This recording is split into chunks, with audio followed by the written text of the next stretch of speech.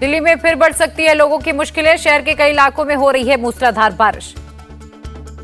दिल्ली के आईटीओ, लाल किले, दरियागंज और आईएसबीटी में बारिश से भरने लगा पानी। पहले से ही यमुना के पानी में डूबे ये इलाके।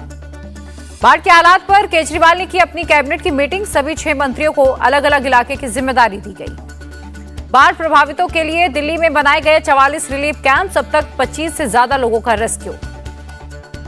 दिल्ली के प्रधान सचिव राजस्व का बयान, ड्रेनेज सिस्टम का अवैध कब्जा रोकना हमारी प्राथमिकता होनी चाहिए। दिल्ली के मयूर विहार में बाढ़ पीड़ितों को दी गई मदद। दिल्ली सरकार ने खाना और दवाएं बांटी। दिल्ली की मंत्री आतिशी ने चीफ सेक्रेटरी को लिखा लेटर। रिलीफ कैंपों में व्यवस्था सुधारने के लिए कहा गया। लाल किला इलाके में बाढ़ का ड्रोन वीडियो आया सामने। उफनाई यमुना का दिखा रौद्र रूप। दिल्ली के आईटीओ इलाके में अभी भी हर तरफ भरा है पानी। लोगों को आने जाने में हो रही हैं दिक्कतें। आईटीओ इलाके के आईआईपीएस से 33 छात्रों का रेस्क्यू। डीएफएस टीम ने सुरक्षित बाहर निकाला। दिल्ली के राजघाट इलाके में एलजीबी सक्सेना का दौरा। बाढ़ के हालात का जायजा लिया। दिल्ली के मंत्री सौरभ भारद्वाज का केंद्र और हरियाणा सरकार पर बड़ा आरोप। दिल्ली में साजिश से आई बाढ़, ये घटिया राजनीति। मंत्री सौरभ भारद्वाज का बयान, कहा मीडिया में बात उठाने पर ईस्टर्न कैनाल में पानी छोड़ा गया है। हरियाणा के कृषि मंत्री जयप्रकाश दलाल का पलटवार। दिल्ली के डूबने का मुख्य कारण अवैध कब्जा। दिल्ली की मंत्री आतिशी ने कहा कि हथनीकुंड बैराज से यूपी और हरियाणा में पानी क्यों नहीं छोड़ा गया। हरियाणा के मंत्री अनिल विज ने इस पर जवाब दिया, हमारे यहाँ भी पंजाब हिमाचल से पानी आता है, हम किसी पर आरोप नहीं लगाते। बीजेपी का सीएम केजरीवाल से सवाल, 6,800 करोड़ खर्च करने के बाद भी 9 साल में यमुना साफ क्यों नहीं हुई। गौरव भाटिया का केजरीवाल पर आरोप, हर समस्या के लिए दूसरों को जिम्मेदार ठहराते हैं, खुद कुछ नहीं करते। बीजेपी सांसद गौतम गंभीर का केजरीवाल पर आरोप, दिल्ली में इंफ्रास्ट्रक्चर पर सरकार एक पैसे खर्च नहीं करती। केंद्रीय मंत्री गजेंद्र सिंह शेखावत की दो टूक, आईटीओ बैराज के रखरखाव की जिम्मेदारी दिल्ली सरकार की। दिल्ली में यमुना पुलों पर सामान्य गति से चलने लगी मेट्रो। बढ़ते पानी के चलते स्पीड की गई थी कम। बाढ़ प्रभावित राज्यों में कांग्रेस का मौन सत्याग्रह रद्द। 23 जुलाई को मौन सत्याग्रह किया जाएगा। नोएडा के सेक्टर 135 में बाढ़ जैसे हालात। एनडीआरएफ का रेस्क्यू ऑपरेशन जारी। नोएडा के ज्वाइंट सीपी ने बाढ़ प्रभावित इलाके का दौरा किया। जानवरों का भी रेस्क्यू किया। गाजियाबाद कॉलोनी में यमुना का पुश्ता टूटने से हालात बदतर। कई कॉलोनियों में भरा पानी।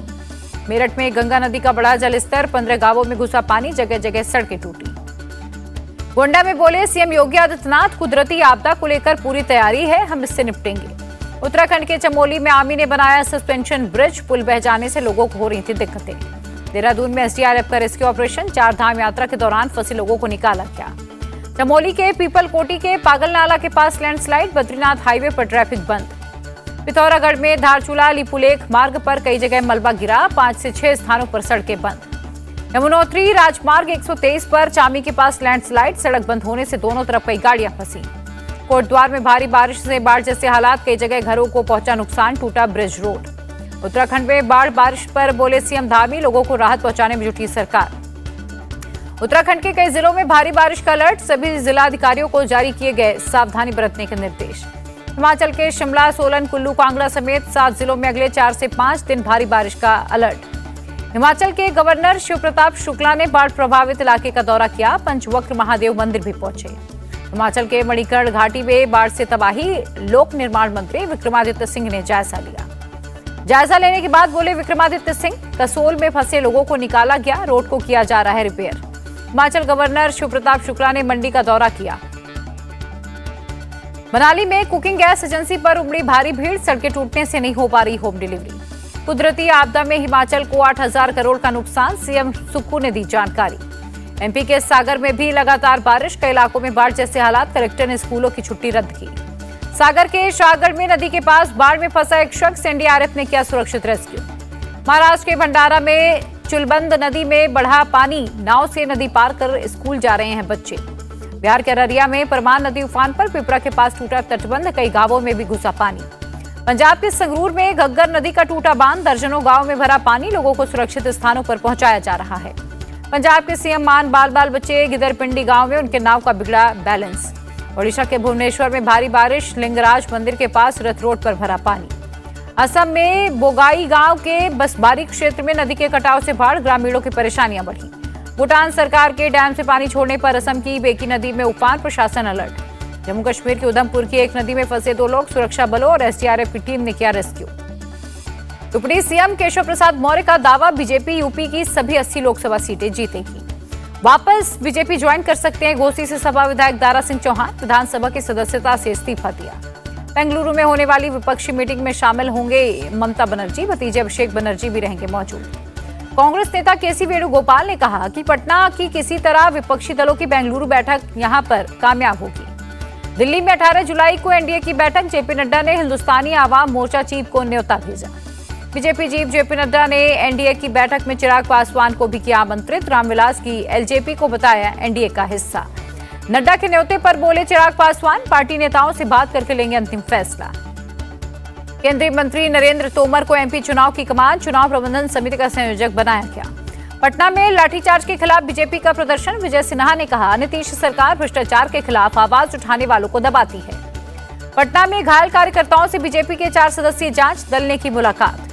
दिल्ली में कांग्रेस मुख्यालय में नॉर्थ ईस्ट के नेताओं की बैठक, अध्यक्ष खड़गे और महासचिव केसी वेणुगोपाल की अध्यक्षता में बैठक के बाद बोले कांग्रेस नेता केटीएस तुलसी, यूसीसी पर हुई बात, सरकार के ड्राफ्ट लाने के बाद करेंगे फैसला।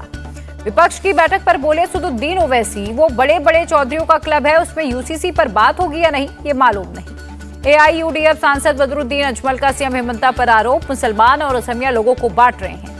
केरल में यूसीसी पर सीपीआईएम नेता सीताराम येचुरी का बयान, कहा वोटों के ध्रुवीकरण के लिए यूसीसी बीजेपी का टूल है। यूएई दौरे से भारत लौटे प्रधानमंत्री मोदी, कहा भारत और यूएई कई मुद्दों पर मिलकर कर रहे हैं काम। राष्ट्रपति शेख मोहम्मद बिन जायद अल नहयान के साथ पीएम मोदी की मीटिंग, कई द्विपक्षीय मुद्दों पर चर्चा। बुर्ज खलीफा पर तिरंगा और पीएम मोदी की तस्वीर, लिखा welcome honourable prime minister Narendra Modi. RBI और यूएई के सेंट्रल बैंक ने 2 एमओयू पर किया साइन, स्थानीय मुद्राओं में लेन देन पर बनी सहमति। लोकल करेंसी में बिजनेस की सहमति पर बोले पीएम, यह हमारे मजबूत आर्थिक सहयोग और विश्वास को दर्शाता है। भारत और अबुधाबी के शिक्षा विभाग के बीच करार, अबुधाबी में खुलेगा आईआईटी दिल्ली का कैंपस। थाईलैंड में बोले विदेश मंत्री डॉक्टर एस जयशंकर, ये भारत का सौभाग्य, नरेंद्र मोदी यहाँ पीएम है, इतना ईमानदार और विजनरी व्यक्ति जीवन में एक बार ही मिलता है। राहुल गांधी ने पीएम पर निशाना साधा, कहा मणिपुर हिंसा भारत का आंतरिक मसला, इस पर यूरोपीय संसद में चर्चा, लेकिन पीएम ने एक शब्द भी नहीं कहा। स्मृति ईरानी ने राहुल गांधी को राजवंश का निराश शख्स करार दिया, कहा वो आंतरिक मामलों में अंतर्राष्ट्रीय हस्तक्षेप चाहते हैं। बीजेपी लीडर दुष्यंत गौतम का राहुल पर निशाना, कहा वो नहीं चाहते कि देश मजबूत हो और आगे बढ़े। मणिपुर हिंसा पर पीएम मोदी और बीजेपी सरकार की चुप्पी अपराध है, केसी वेणुगोपाल का बयान। आर्मी चीफ मनोज पांडे ने एलओसी का जायजा लिया, सेना की तैयारियों को भी देखा। पूर्व नेशनल पार्क में चीते की मौत पर बोले केंद्रीय मंत्री भूपेंद्र यादव, हम एक्सपर्ट से कर रहे हैं बात, चीतों को बचाया जाएगा। सीयूईटी यूजी के रिजल्ट घोषित, यूजीसी के अध्यक्ष जगदीश कुमार ने घोषणा की। कांग्रेस सुप्रीमो सोनिया गांधी के घर पर संसदीय रणनीतिक समूह की बैठक, मानसून सत्र में मुद्दों को लेकर चर्चा। बैठक के बाद बोले जयराम रमेश, संसद में हम मणिपुर हिंसा, रेल सुरक्षा, जीएसटी, संघीय ढांचे समेत कई मुद्दों पर चर्चा चाहते हैं। बांग्लादेश के पीएम से मिले गौतम अडानी, गोड्डा प्लांट से बांग्लादेश में बिजली सप्लाई पर बात हुई। मोदी सरनेम केस में राहुल गांधी सुप्रीम कोर्ट पहुंचे, गुजरात हाईकोर्ट के फैसले के खिलाफ याचिका दायर की। हेट स्पीच मामले में आजम खान को 2 साल की सजा, 2019 में दर्ज हुआ था केस। मेरठ में कांवड़ियों पर पुष्प वर्षा, प्रशासन ने हेलीकॉप्टर से बरसाए फूल। सीएम गहलोत ने किया सड़कों के कामों का शिलान्यास, 1528 करोड़ रुपए की लागत से सड़कों का काम होगा। बारामूला में खुला multiplex cinema hall, Jammu Kashmir के एलजी मनोज सिन्हा ने उद्घाटन किया। एनसी नेता उमर अब्दुल्ला का सवाल, अगर जम्मू कश्मीर में हालात सामान्य तो चुनाव क्यों नहीं कराए जा रहे।